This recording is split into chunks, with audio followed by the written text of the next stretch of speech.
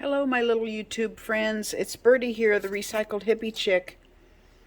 Hey, I want to play today. I have so much to tell you and share, and so much. My heart is happy and it's burdened and it's grateful, and my whole soul is just full of so many things. And I thought, man, I just have to share. I just have to share today. Um, Yesterday, I watched this girl. I'll leave her name down in the description because I don't remember if it's Creating with Christy, Crafting with Christy. I don't remember, but her name's Christy. And she was making these adorable little cards that go in your journal. Now, this one, I did not put a writing paper on the back because look how this one just turned out. Just perfectly the way I sewed around it. So I didn't want to interrupt that. So I'll just write and journal over here. They go in your junk journal. You could stick them in a belly band. You could make a pocket for them, a tuck spot, whatever. She was just making some adorable ones, and hers were really cool and grungy, and they were made out of grungy papers. It's like 9:30 at night last night, and I'm like, I got to make some of those. Well, I didn't have time to coffee dye and wait for it to dry, so I just sprayed. I didn't even have any brown spray ink, so I just mixed red, yellow, and blue together until I got what looked like it was kind of brown. I finished them up today listening to a little gal that I found on the internet. I saw this interview with this little gal. I had no idea who she was, on CBN, and I watched it, and it was Charlie Sheen and Denise Richards. Is it Richards or Richardson? Anyway, Denise Richards, I think, daughter, Lola.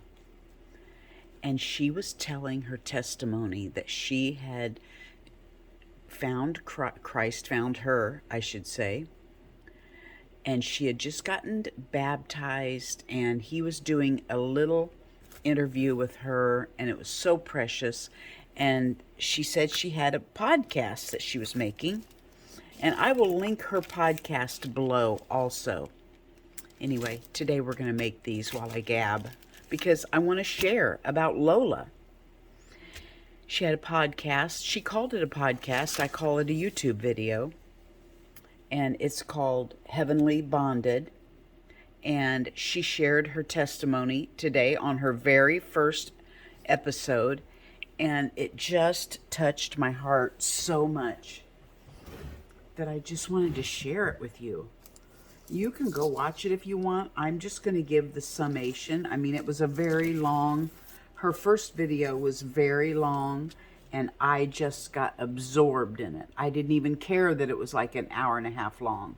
I just got absorbed in it. I'm going to take these mundane pictures and turn them into something pretty in these envelopes. But first, I need to show you my hat. I made this all by myself. Okay, it's crocheted. It's not perfect. It's very big and loose. It looks like it would fit a giant. But I love it because I had another hat that I wore all the time. And I don't know if I told you guys or not, but I lost it. I don't know if I took it off at somebody's house, if it's here in this house somewhere and I can't find it. I don't know where it's at, but I called it my Miss Childers hat because back in 1986, when we lived in Andover, for the first time we ever lived in town,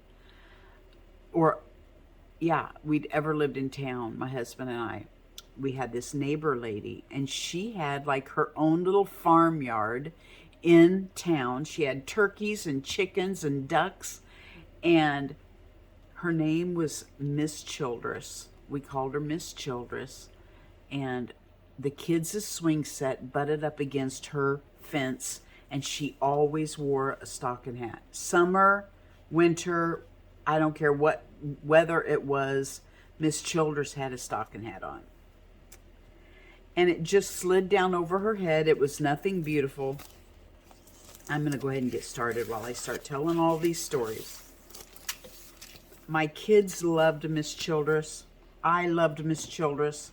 She's the one that introduced me to chickens. She got me attached to them.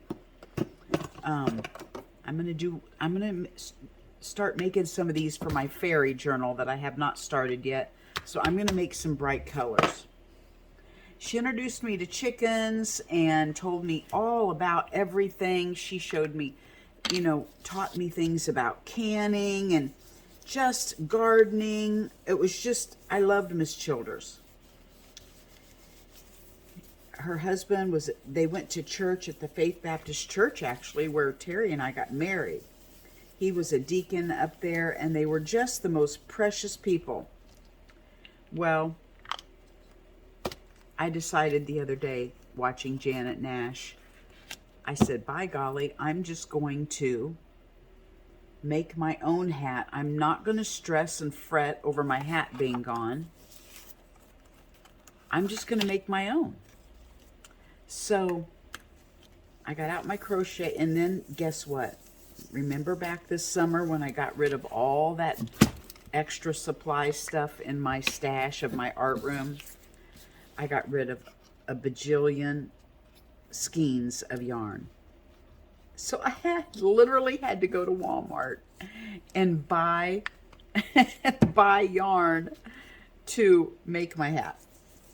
So I just got the cheapest yarn I could find. I started it at my granddaughter's wrestling match last week, and I finished it last night, and I made myself a hat. Now, the reason I love these big old loose hats is because it sits down over my hearing aids and doesn't squeeze in and make my glasses and my hearing aids hurt behind my ears. Now, I'm not going to glue this on yet because I'm going to, after I do the front, I'm going to sew around these two windows.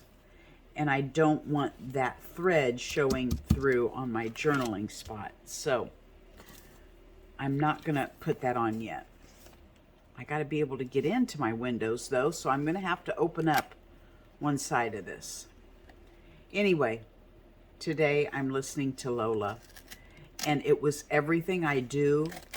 It's everything I do not to contact her, because I'm sure, okay, she's the daughter of a celebrity, which I will tell you does not make a difference.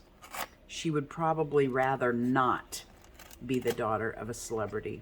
But I'm thinking she is not going to contact a little old lady and let her tell her what's on her heart. So I didn't contact her. I commented on her YouTube video, but I did not try to stalk her and run her down, see if she had a Facebook and all that, to tell her I needed to talk to her. So I'm just going to talk to you guys instead. I want to make sure I'm in view here. I need to stay below that line, and I need to stay above this line. Okay. Lola was a very, very lonely little girl growing up in a family of celebrities. She didn't have a true mom and dad like you and I would think of. Things like, okay, so what I'm doing is I'm trying to find papers to cover these things up. Things like just eating supper at night with your family, or maybe going to a movie with your family, or playing in the yard while Dad mows the yard. Those things didn't happen for Lola. Number one, her mom and dad divorced when she was very young. Number two, her mom was working all the time.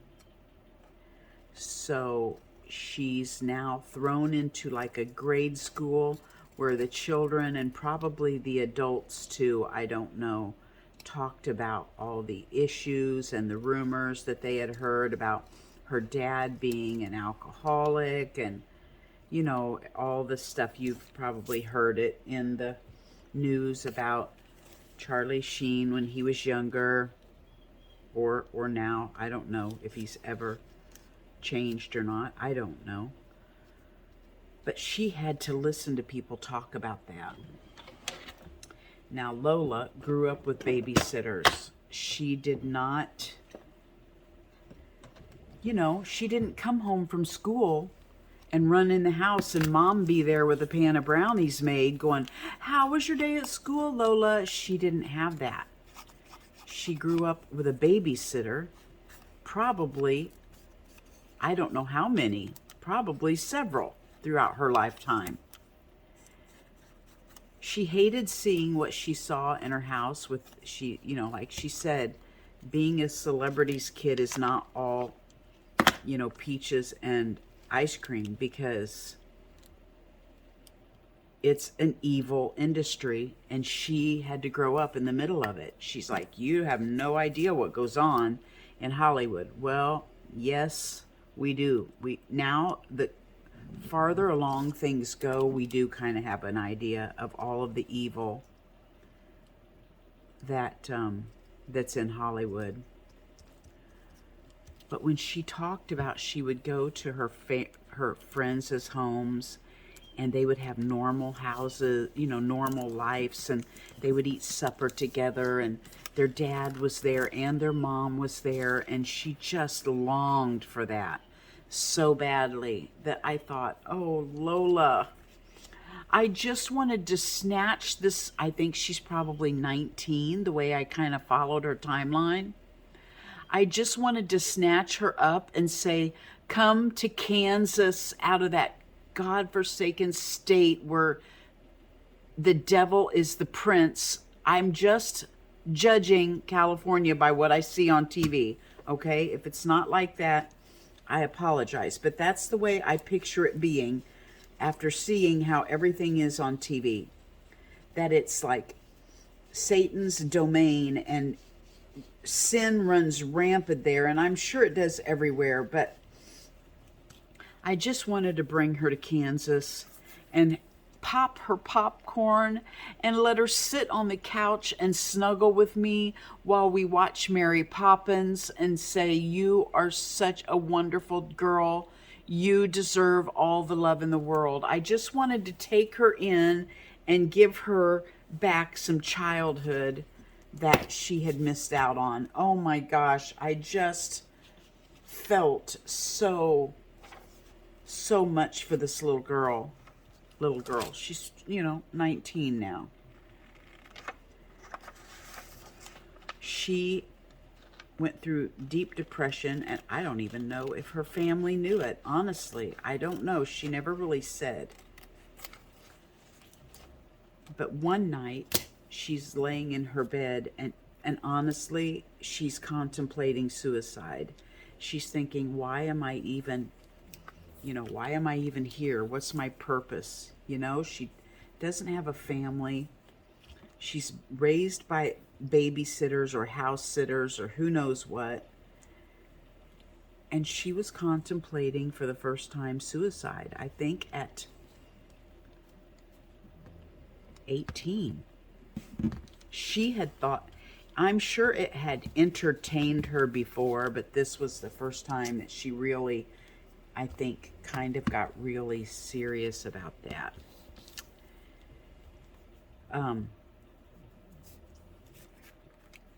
And she had searched for everything. She had tried doing the crystal thing. She had tried drinking with the teenagers, and she didn't like any of it. She didn't like drugs and alcohol because she saw what it did to her family.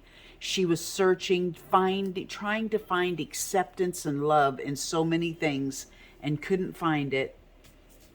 Because you know why? She was searching for the Lord, and she didn't know. She didn't realize it was the Lord she was searching for. Nobody had introduced her to God. She didn't know all that stuff. about the Lord. You know what? This is going to be a challenge because look how skinny these need to be for this one. I'm going to go ahead and start another one because I can't fit any of my pictures in that one. I'm going to go ahead and start this one. I'm going to use this one. So, you know what? Who shows up? Who shows up in her bedroom one night when she's thinking, you know, I need something. If there's something out there that's real, I need it, you know? Not realizing she was crying out to God and she didn't even realize it. Well, the Lord came to her. She said she felt like he came into her room and grabbed her by the hand. Now see, here I am making this too big. We'll fussy cut it. And said, here I am, you know, call on me. I'm probably not telling this story exactly right. This is Amy's paraphrase. Birdie's paraphrase. Basically, here I am, sweetheart. I am your daddy. I am the one you're longing for and you can't find. Ask me into your heart and I will be with you forever. So the next day, she said she fell asleep that night and felt so safe and calm. She said she never felt like she had a home because her family was always moving here, there, and yonder for work or whatever. She didn't feel like she had like a place that was hers. Look at that. That's not even narrow enough. But she said she fell asleep that night and felt completely calm and safe. And the next day she woke up and she asked the Lord into her heart.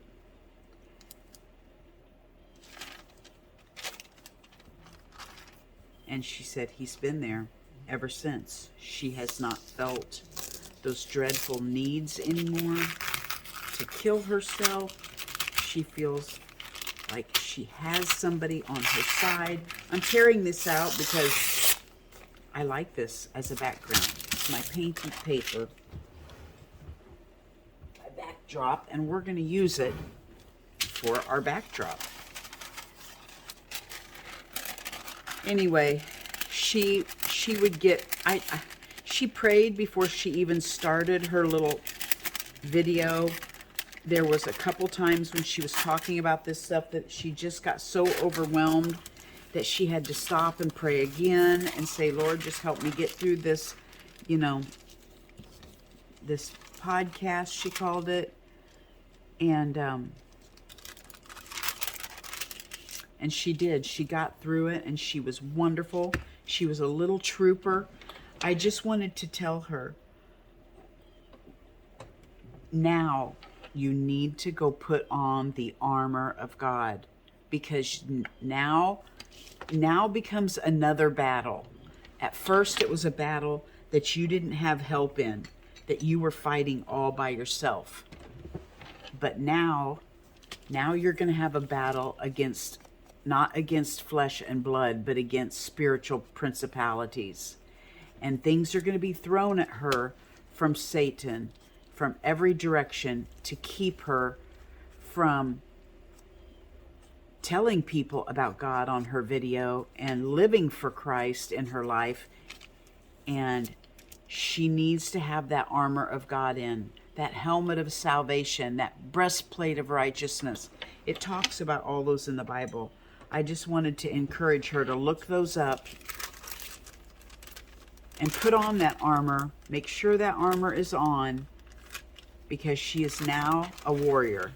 She's now in a fight against good and evil. And being a Christian isn't always, you know, easy.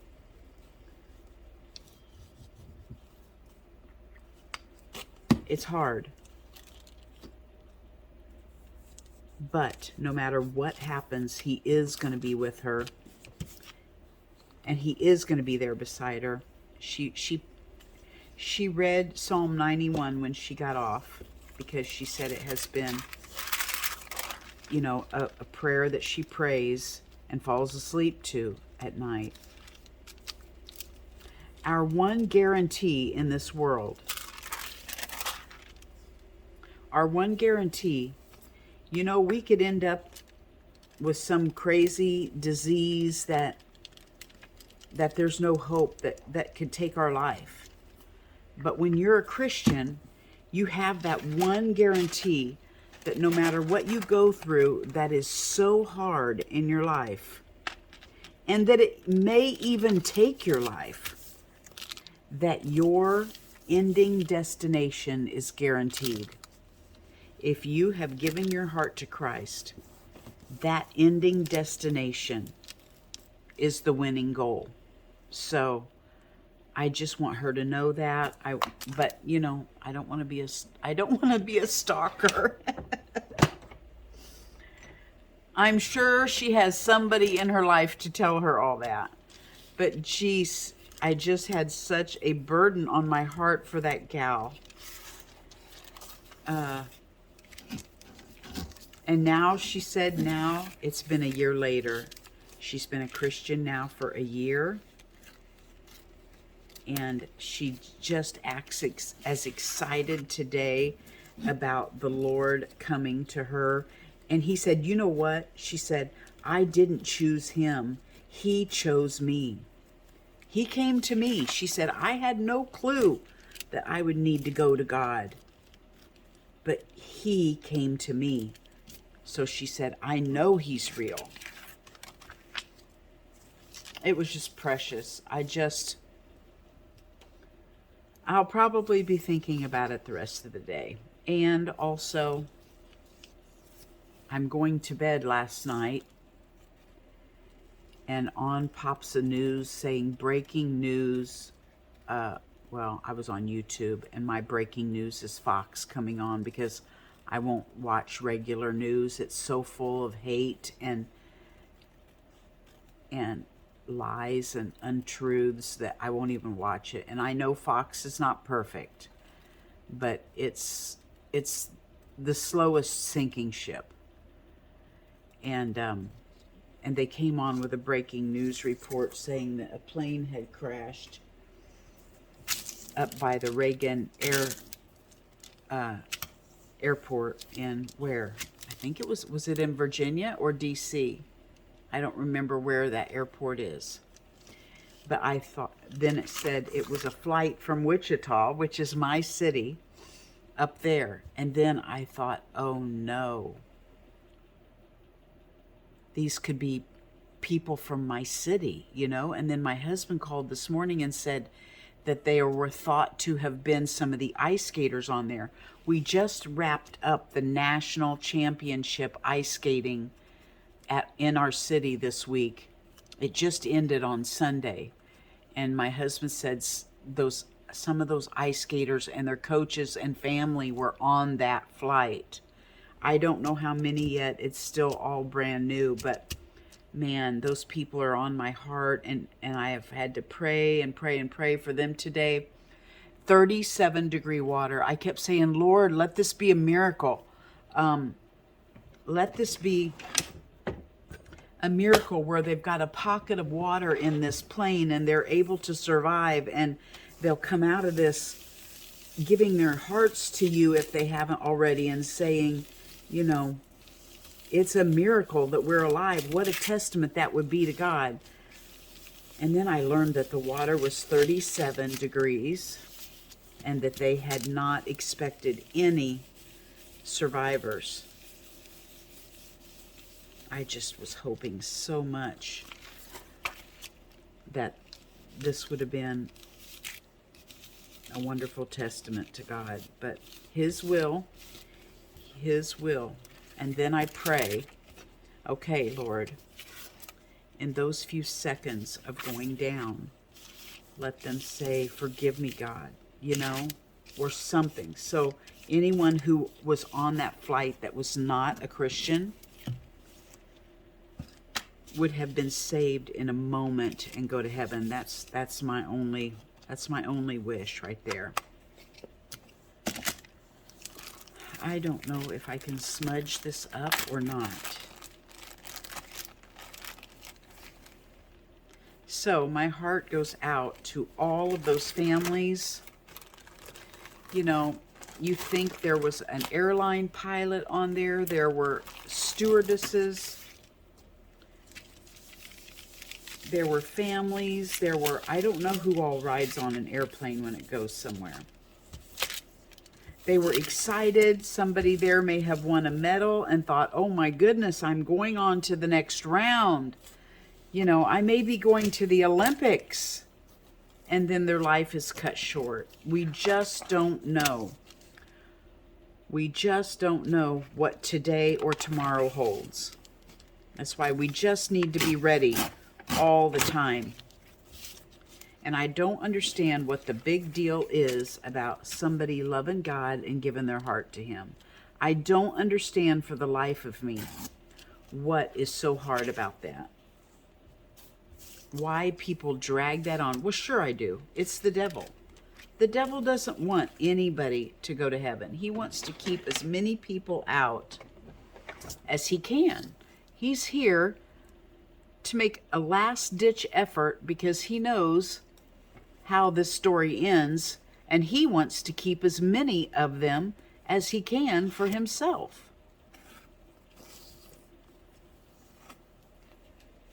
Sorry, I didn't mean for this to turn on into a full-fledged God video, but hey, if it impacts somebody, so be it. I am not going to pussyfoot around anymore. Life is too short.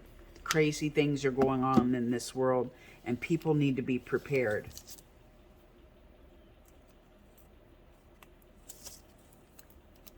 That trumpet could sound tomorrow, and Christ could come back, and people need to be ready.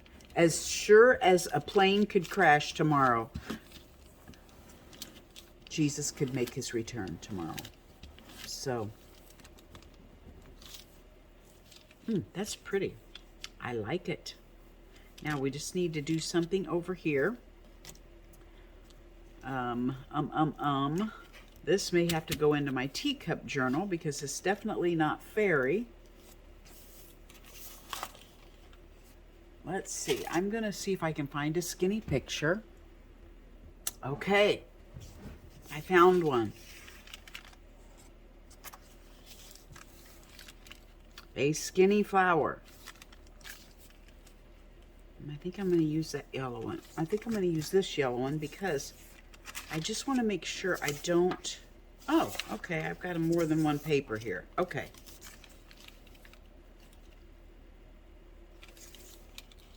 I think I like this one down here better. So, I want to make sure I get enough of it that I've got some meat on there to glue.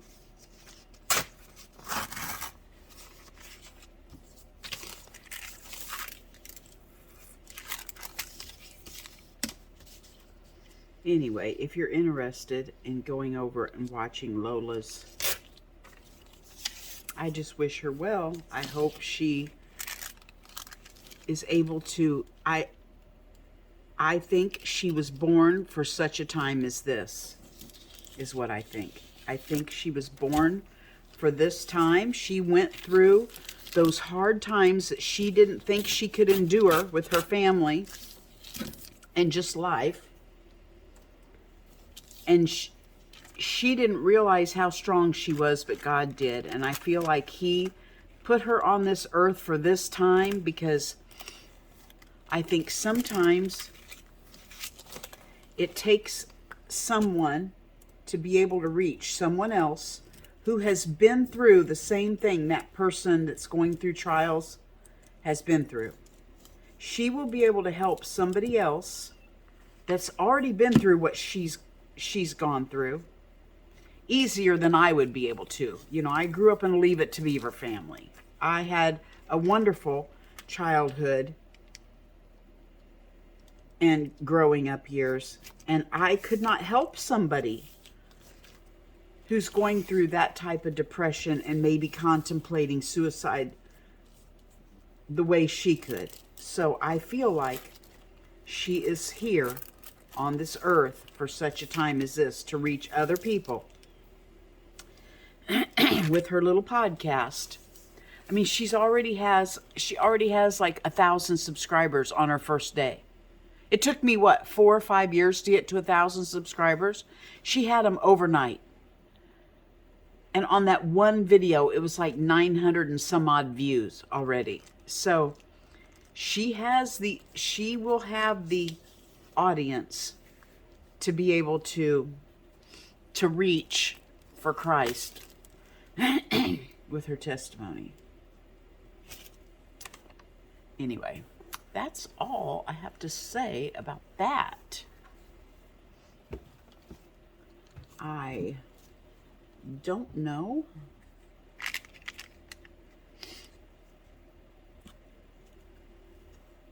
Some of my words are just so massively huge.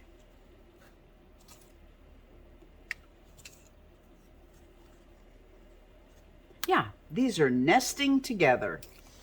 Nesting teacups.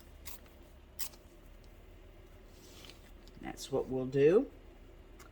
And look at this piece of paper, this material that I have laying in my little box of words. Let's see if maybe we can't put that on here. You know what? I don't want to do too much. Nope, I don't. Because this is going to slide, this paper, this is going to slide in. So I don't necessarily want material because sometimes it doesn't slide very easily. So what I'm going to do is tear off another piece of my backdrop paper.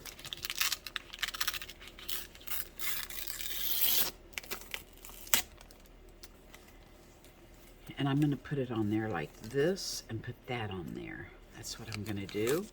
So I'm going to make this a little skinnier.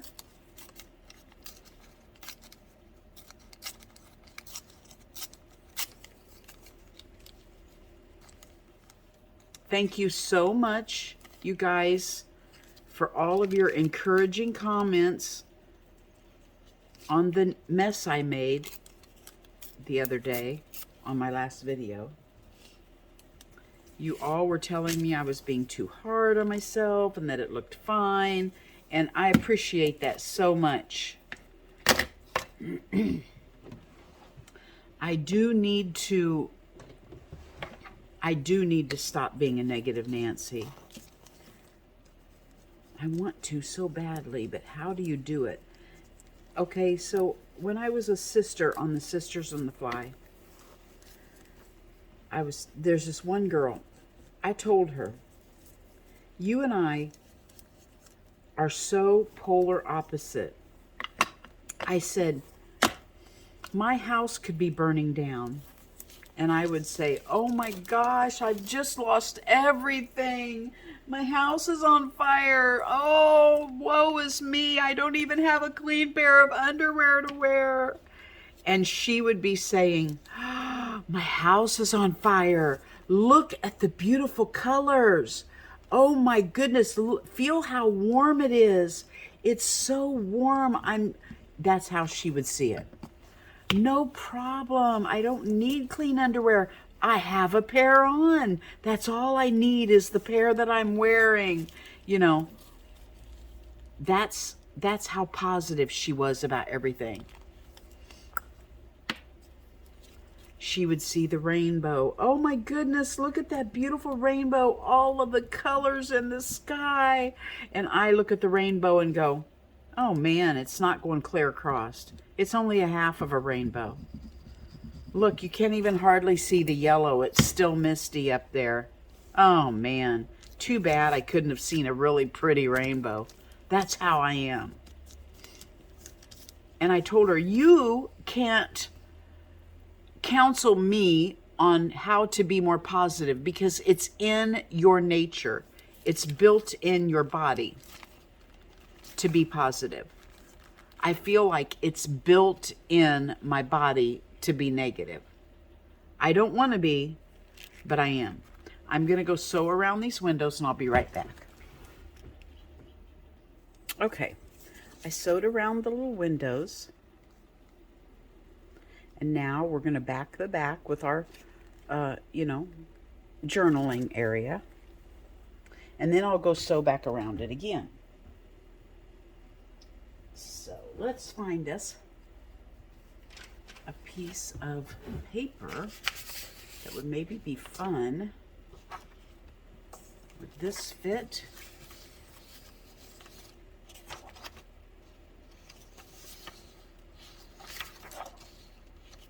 This would be pretty paper to write on the back, but that is going to be sideways and that will bother me.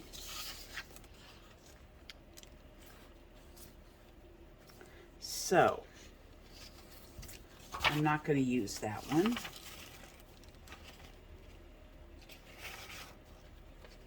It has, oh, here. No, that means I would be cutting that off. See, that's the bad thing is when you get pretty papers and there's something on both sides. Yeah, I can't do that. I can't use this because it's going to bother me. How am I ever going to use this paper if I can't use both sides? I'm going to go run a copy of this off. Okay. I just ran it off on my printer.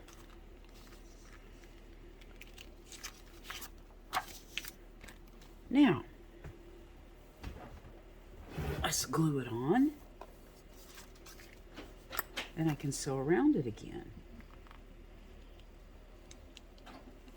I don't like to use my tacky glue down in the meat of something that I'm going to write on. So I usually go around the outside. I'm sorry if I'm wiggling you. And then I use glue stick on the inside because that way it doesn't leave those bumps and ridges. I'm already going to have some bumps and ridges from the sewing to work around, but that'll be okay.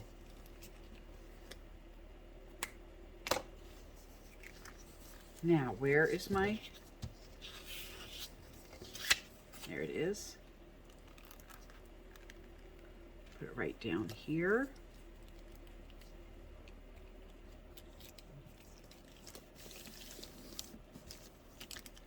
Okay.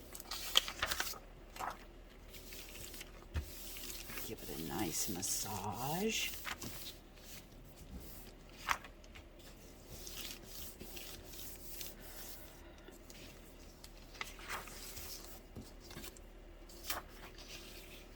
I just watched those kids this weekend doing, I was gonna go watch them skate,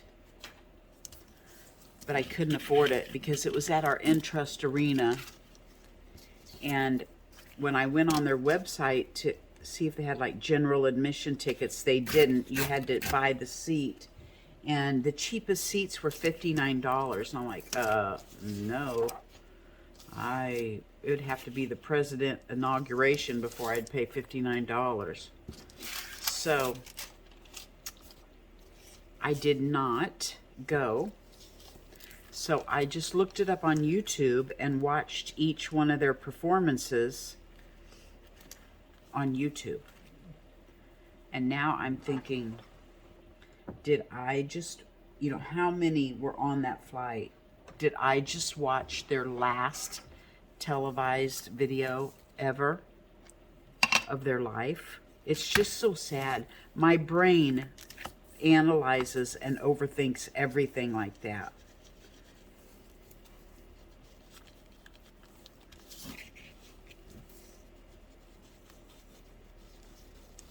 So I don't know how many were on there.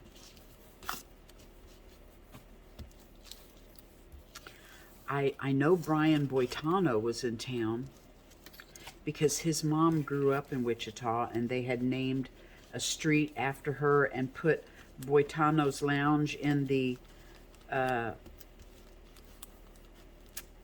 arena, to commemorate him and everything. And so he was in town for all of that. Was he on that flight? I don't know. Does he drive? Does he have a tour bus? You know, I don't know. I just don't know any of those details. You know what?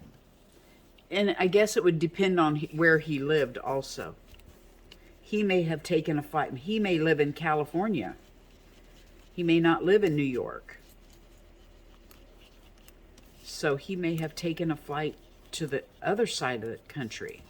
I don't know.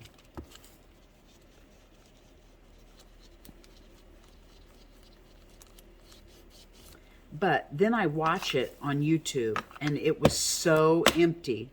There were hardly any spectators there watching. Oh no, tell me I didn't put that in upside down. I didn't. Oh, good grief. Let's find that material. And let's, on the next go around when I sew, let's put a tab on it. It makes me want to write a letter to them, to the arena, and say, if you would have made those tickets, I would have paid $20 to get in, okay? Cheapskate that I am. I would have paid $20 to get in.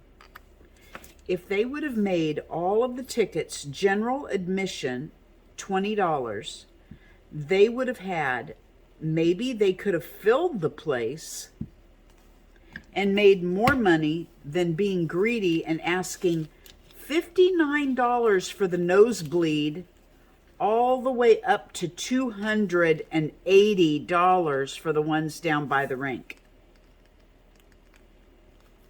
Nobody can pay that kind of money.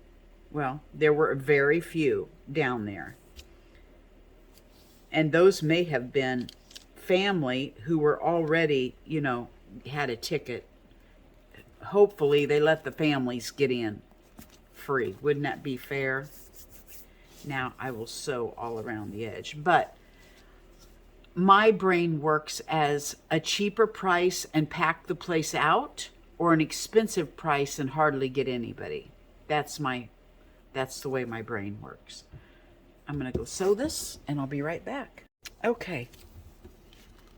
There we go. I just went around real sloppily around the edges and just tried to do what Crafty Christy did.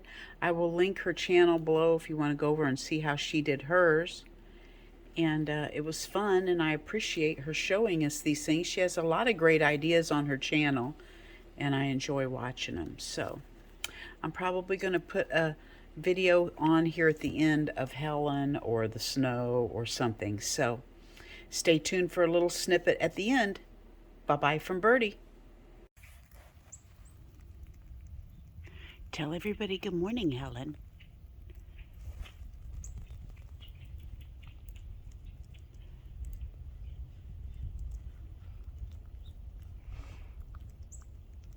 I think she's getting a fat belly. Yeah, I think she's getting a fat belly.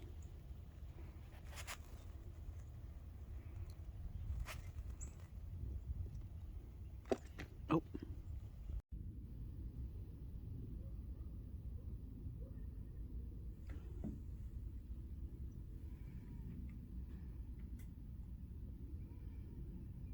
God is an artist, even with his frost.